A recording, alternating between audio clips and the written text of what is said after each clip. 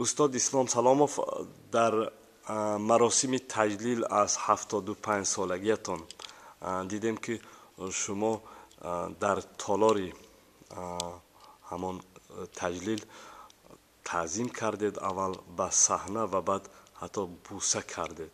این به چی معنی بود؟ چون که وای صحنه برای من بسیار مقدس است، عزیز است. من شهرت من، آبروی من و آدم ها منم میشناختگی شدن از پس همون صحنه است. وای صحنه نه این که من تعظیم میکنم، من بوسه کرده خاکی وای به دیده هم مالیدم. هر کس نمیتواند در صحنه 50 سال کار کند.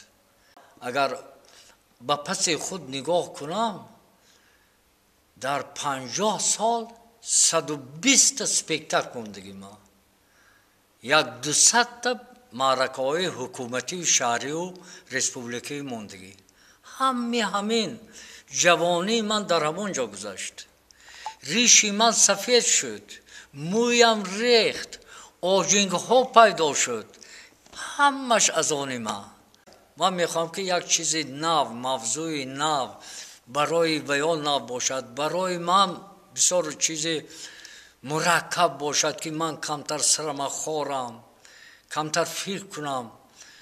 بعد این چیز وای کردن در کار نیت ها بسیار است.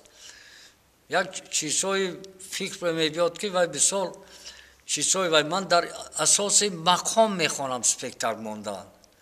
در سرودهای مقام میخوام سپکتاکل مونم.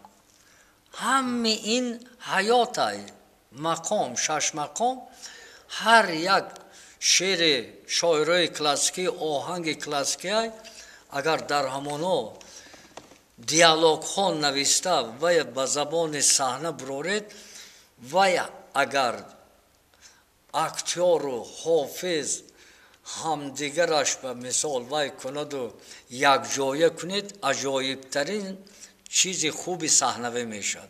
وای درباره اجل گفتم من میخوام که انسان های اجل کتی روبرو کنم. خوب. برای همین بسیار انسان ها منتظر نیستن اجل. اجل دایم همراه آدم ها است. ما را میگردیم میکوچه و همراه ما است. امین درک کنه.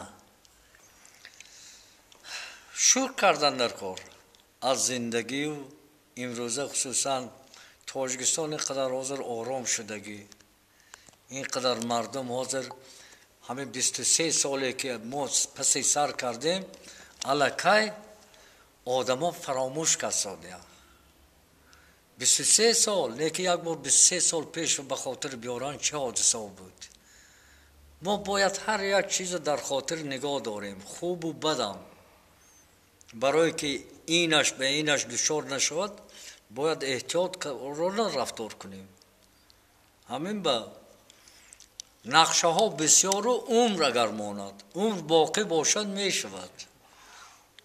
برای همین عمری دراز به طلبیم به شما.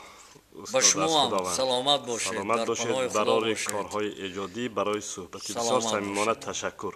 سلامت باشید.